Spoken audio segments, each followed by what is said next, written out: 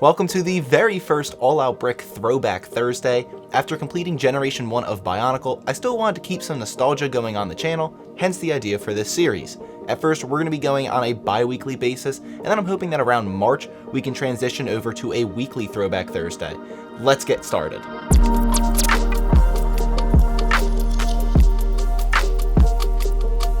I'd also like to welcome you all to the brand new studio setup. There's more than just this wall behind me. It'll show up in future videos, or maybe some sort of a studio tour type of video at a later date. Also, don't judge if there's some open space in the shelves behind me.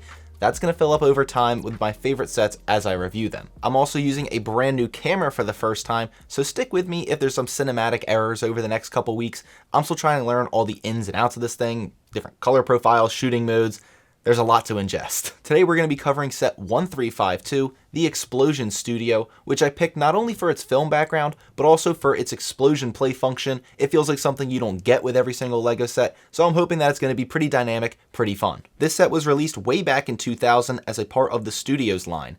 This line was a large collaboration between LEGO and Steven Spielberg, who shows up in these sets as the director. The largest set for this line included a camera to create brick films, making this set and all others more of a supplement. But even without the camera, this set still stands on its own as a fun playset and scene to explore. The packaging is pretty straightforward. The front of the box gives us a dynamic shot of the set in action, with a robber getting away from a bank. The back of the box is really just three simple images of different scene variations and an indicator of how the explosion is going to be triggered. Alright, let's go ahead and unbox this set. There's just two tabs on the back to punch open. There's one, two, and now that's just going to flap out. Let's see, we've got a base plate, bag of parts, ooh, a larger gray base plate, looks like a 1632 in light gray. No numbers on the bag, so I wonder if we're just going to end up building everything at once here. Let's see. And then we've got instructions which were folded up in half. Inside of the instructions, we've got no advertisement material in the front there. The back goes into LEGO Studios, some camera advertisement, and then there's the other studio sets from this year, and then the end of the build. There's also this really cool LEGO advertisement which shows all the different sets from that time period. It's always fun looking back on these because they're just sets that you forget about. And it's like, Life on Mars was a current set at this time. It's really cool taking a trip back. The build overall was quite simple, but really comes together once all of the sections are set into place. The only issue I had with the build was the instructions, which at the time this set was made, part callouts were not a thing. So instead you have to eagle eye the parts to be placed at each step. At times, this was brutal. The first minifig is the director, who is pretty clearly inspired off of the looks of one Steven Spielberg. The torso print is pretty basic with a colored vest, button-up, and a name tag on the front. The back of the torso features a director-labeled slate to identify to the rest of the crew that he's the man in charge here. The cameraman has a similar white-collared shirt along with a lanyard carrying his set ID. The back of the cameraman's torso has the same slate as the director, but is properly labeled for the cameraman. The police minifigure just oozes classic LEGO with the sunglasses, smirk, and generic police torso print on the front.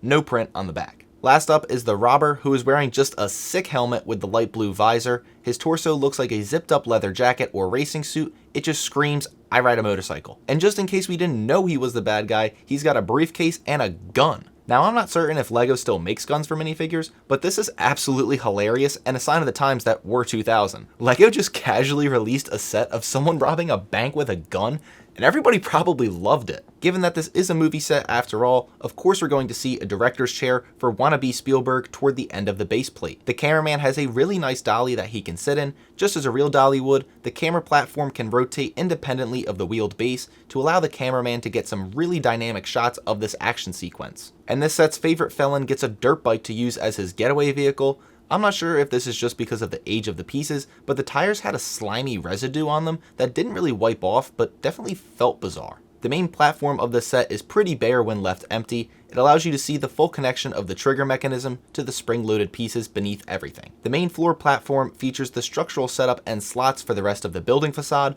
along with a money safe and computer. The money safe is filled with chrome gold coins, which have a little extra shine since this color is no longer made by LEGO. The doors and windows are very plain, the glass is all pre-installed for the windows, only the door requires you to snap it into place. The main columns are made up of a square base brick and sequenced around 2x2 bricks and plates. The roof is essentially just a 6x16 white plate with some sloped light gray bricks. Behind the roof there is a little stockpile of cash and a secondary camera mounted to catch an alternate view of the getaway. The clock on the roof indicates that this scene takes place at 11:41.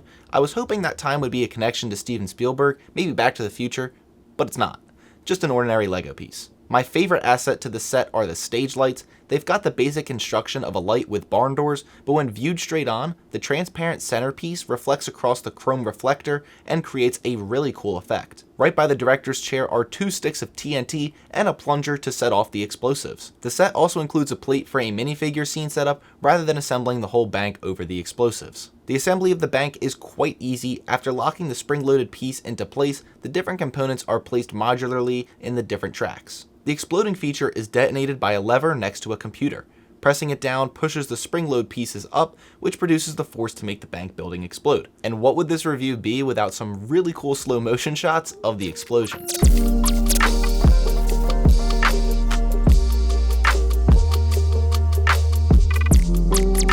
The minifigure plate that I mentioned before can be swapped in for the bank building and can absolutely launch figures for some really fun shots. Overall, this set is a very simple build, but it has an amazing play feature. I haven't had this much fun with a Lego set in quite a long time, and the first time I was testing that explosion, I genuinely had butterflies. The Explosion Studio may not look like much, but this is what Lego was about back in 2000, having fun and imagination.